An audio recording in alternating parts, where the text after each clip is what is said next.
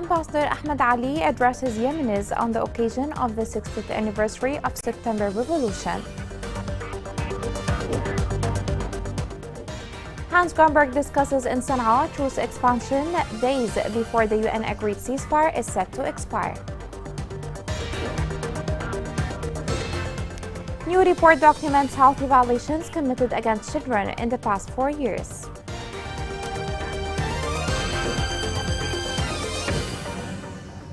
Welcome to Yemen Today TV. This is the English news with me, Rushan Fuad. Ambassador Ahmed Ali Abdullah Saleh addressed the Yemeni people on the occasion of the 60th anniversary of the 26th September Revolution. In the address, he called on all Yemenis to preserve the eternal goals of the revolution and urged the government to come back home and assume their duties from inside Yemen. This report gives more details. Ambassador Ahmed Ali Abdullah Saleh addressed the Yemenis on the occasion of celebrating the 60th anniversary of the 26th September Revolution.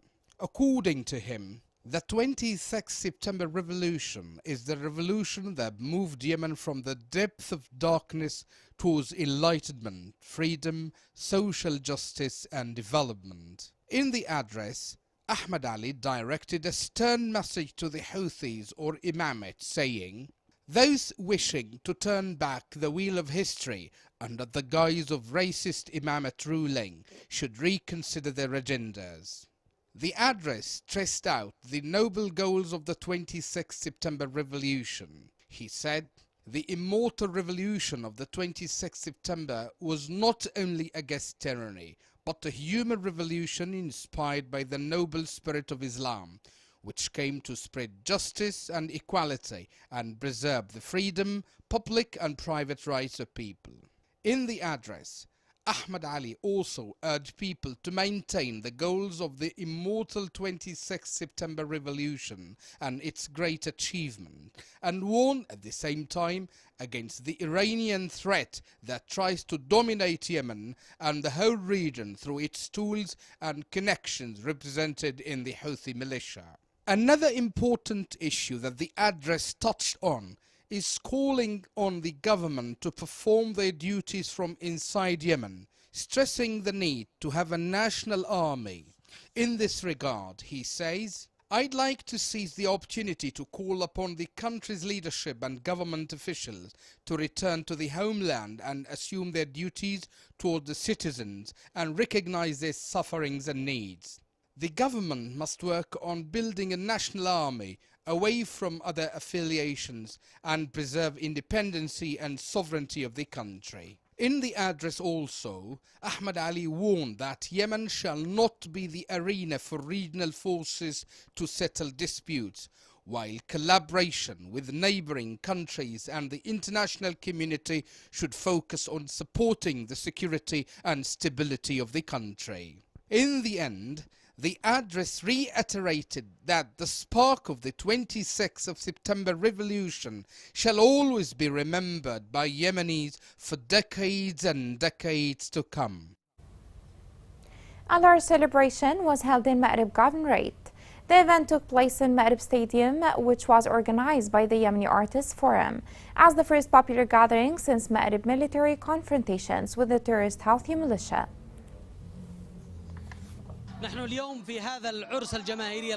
Today we celebrate along this huge gathering the September Revolution anniversary. The Yemeni Forum for Artists and Writers organized this festival to express the popular celebration alongside the formal one. All Yemenis should celebrate in this Republican Day. We hope that we could achieve the goals of September's revolution. As for me, they mean life, hope and optimism. They mean that we will overcome all those who want to obliterate the identity of Yemen. We are gathering in Ma'rib here to celebrate the 60th anniversary of the September Revolution. The revolution was the torch with which the Yemenis enjoyed their freedom and dignity. It salvaged them from the Imamate hateful priesthood. The UN Special Envoy landed in Sana'a for a second-time visit. After having been to Riyadh and Oman, the efforts of the UN diplomat aim to push warring parties to agree on expanding the truce. This report gives more details. Hans Grunberg, the UN Special Envoy to Yemen, arrived in Sana'a on Wednesday as part of his attempts to encourage the Houthi militias to extend Yemen's truce in accordance with his suggested plan. The envoy has met with Mahdi al-Mashad, the head of the Houthi Supreme Political Council, to discuss extending the country's truce. According to Grunberg, they discussed a UN proposal to renew the ceasefire between the Yemeni government and the Iran-backed Houthi rebels. Grunberg has already met with Saudi, Yemeni, and Omani officials in Riyadh and Muscat this week as the deadline for restoring the truce approaches. Grunberg said in a statement that he met with Yemen's Presidential Leadership Council President Rashad al-Alimi in Riyadh to discuss ongoing efforts to reinforce and extend the truce. In Muscat, Grunberg met with the Houthis' chief negotiator and spokesman. In his most recent remarks, the Houthi spokesman hinted that the militia would prevent the UN envoy's proposals from being carried out, as the group demands that Sana'a airport be open to commercial traffic and that import restrictions at Hodeidah port be lifted outside of the channels authorized by the Yemeni government. Observers fear that conflicts will reoccur on a greater scale, especially given the militia's unwillingness to release the siege on Taiz. The Houthis also demand that wages be paid by the government independently of the revenue generated by the militias under its control. According to the Yemeni government, charges on gasoline imports into Hodeidah port earned the Houthi militants roughly 200 billion Yemeni riyals over the course of the previous 6 months.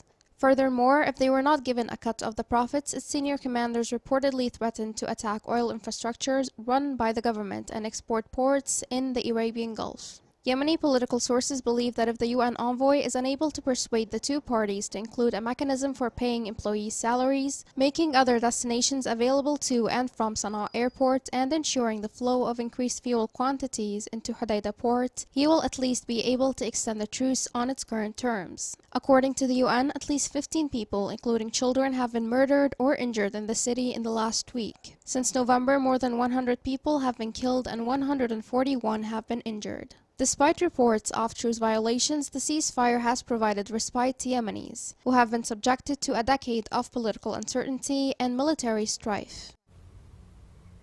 The U.S. envoy to Yemen, Tim Lenderking, stressed the need to bring Yemenis around one table to negotiate the extension of the truce.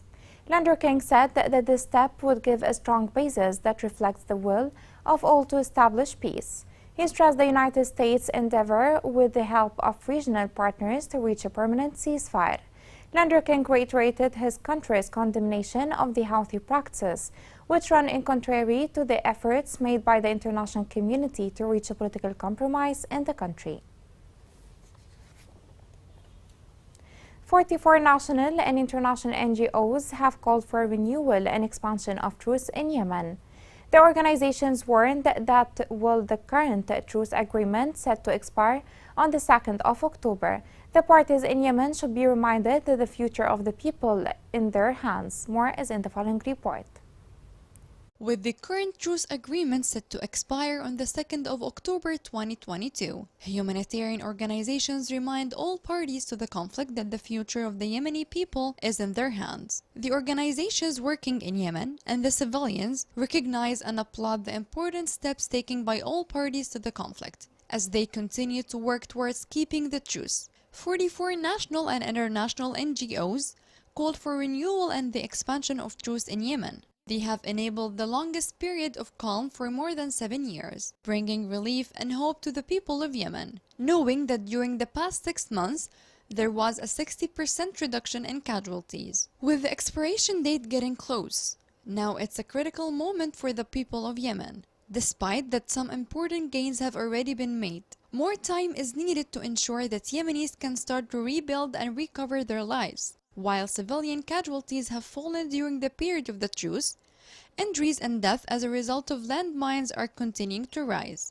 A longer period of peace could give humanitarian mine actors the time needed to import critical demining equipment, train staff, and carry out clearance to help protect civilians.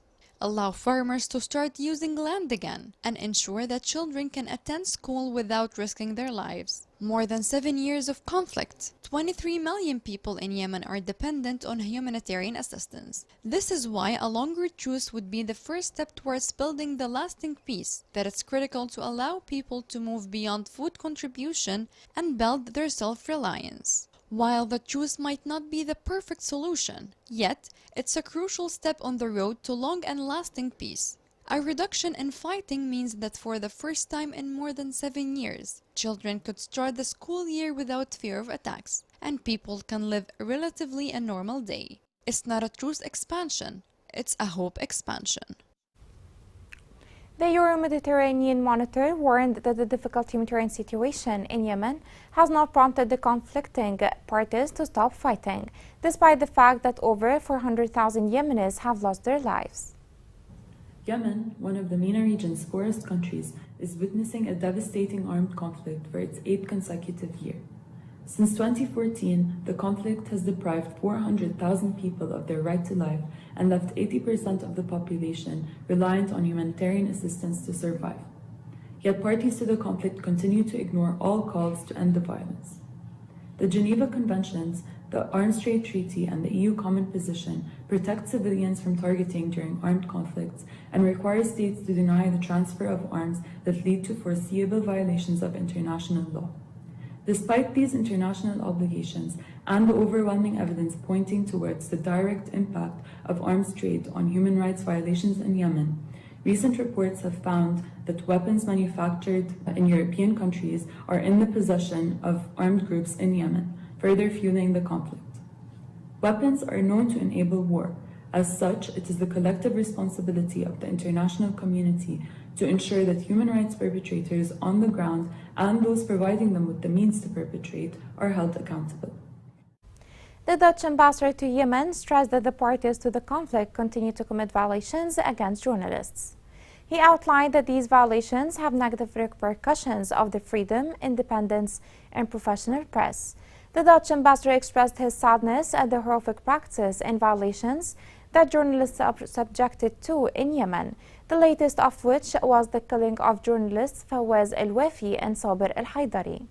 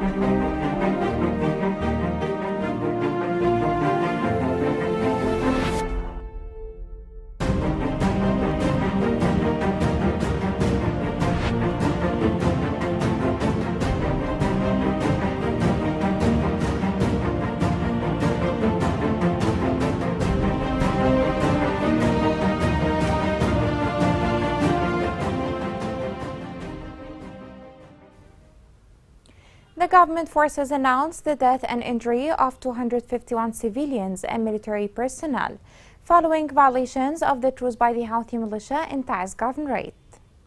The government forces monitored 4,440 violations of the truce committed by the militia during 178 days.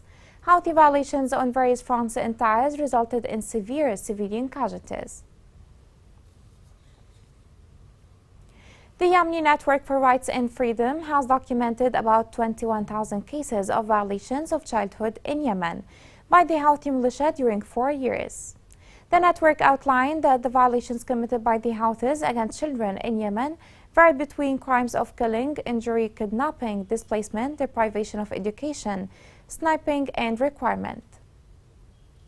The Yemeni Network for Rights and Freedoms has documented 21,000 cases of violations against children in Yemen by the terrorist Houthi militia over the course of 4 years. The network said in a report that during the period from June 1, 2018 to July 1, 2022, it recorded through its field team almost 21,000 incidents of violations against children in Yemen by the Houthi group, in addition to 43,600 cases of child displacement. The network explained that the violations committed by the Houthi group against children in Yemen varied between murder, injury, kidnapping, displacement, deprivation of education, sniping and recruitment, and preventing access to treatment, food, and water as a result of the siege imposed by the Houthi group on most Yemeni governorates. It also recorded 1,343 cases of extrajudicial killing, 1,620 cases of sporadic injuries to the body, and 321 cases of permanent disability for children in Yemen. The report documented 522 cases of arrest and abduction of children, most of whom were kidnapped in order to blackmail their families. As for the compulsory recruitment of children, the report indicated that the Houthi militia had recruited almost 12,500 children as young as 14 years old, noting the continuation of forced recruitment on tribes under duress. The network documented the deaths of 1,716 children who were fighting among Houthi ranks. They were later buried in funeral processions that were broadcast through the official media of the Houthi militia. The network also confirmed through its monitoring team and private sources, according to the records of hospital departments in various governorates and from the statements of the Houthi group's wounded care institution. The network called on the international community to bear legal and moral responsibility towards the grave violations to which children in Yemen are subjected, to put pressure on the Houthi militia, and to use all means, including the UNSC resolutions, to prevent it from continuing these crimes and violations, and to oblige it to respect local laws and international conventions. Coming next.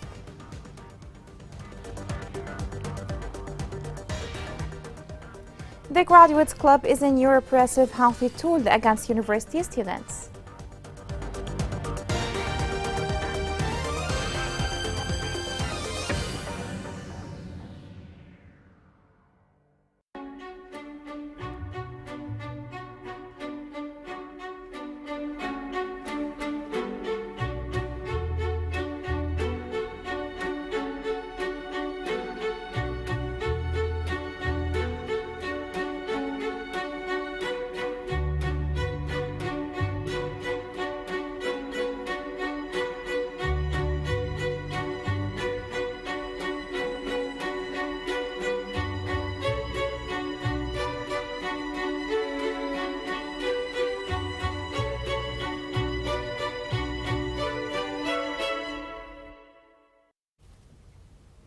Welcome back. The Houthi rebels have initiated a new club for the graduates that is seen by many as a tool to repress and assault university students in Yemen. This report has more details. The Houthi militia continues to commit violations towards the people of Yemen. A new Houthi repression instrument to kill students' joy is the Alumni Club that puts restriction on the university graduates. Houthi militia has set new restrictions to limit graduation ceremonies for university students in its areas of control. The militia imposed fees for 20,000 riyals to be able to hold the graduation ceremony.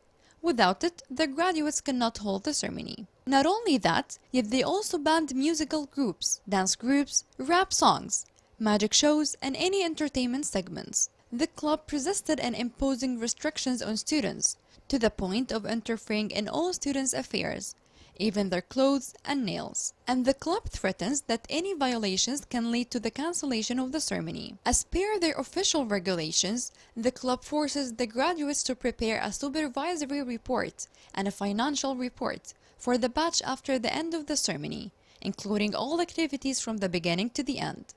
It is also required that the party planners, presenters, and photographers should be only booked through the club and submit a request to issue a permit to hold photo sessions and other coordinated reservations. The Houthi club insists that the party organizers must go to the club at least a week before the ceremony to complete the procedures and to stay in constant contact with the club to give them any updates. They also demand to cover the girls' pictures in the yearbook and prevented taking flowers during the ceremony, in addition to not wearing nail polish, makeup or accessories. These restrictions were met with widespread objection on social media, as Yemeni people refused the intervention with privacy of the university students, as it kills their joy with their graduation ceremony. El Hodeida Governorate inaugurated a new health center in the coastal district of El Khoukha after it was restored by the International Organization for Migration. The center provides primary healthcare services, especially to displaced in the area.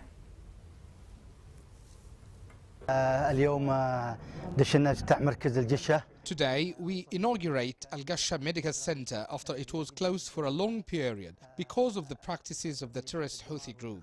The center at this moment operates in full capacity with all the medical staff.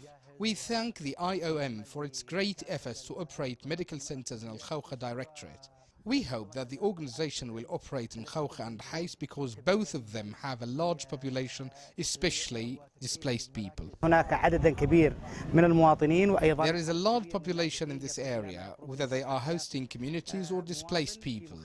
There are about 7,000 displaced persons in Al Gasha camp. There are also some other population gathering around the camp. The center provides an excellent service.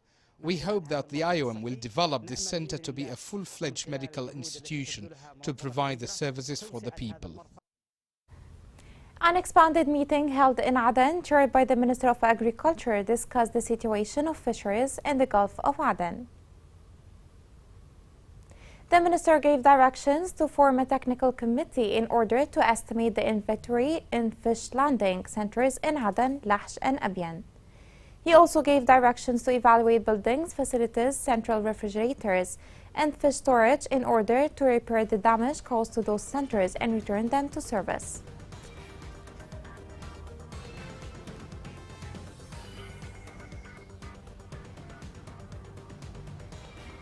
Here's a reminder of the main headlines. Ambassador Ahmed Ali Abdullah Saleh addresses Yemenis on the occasion of the 60th anniversary of September Revolution. Hans Grunberg discusses in Sana'a truce expansion days before the UN agreed ceasefire is set to expire. New report documents Houthi violations committed against children in the past 4 years.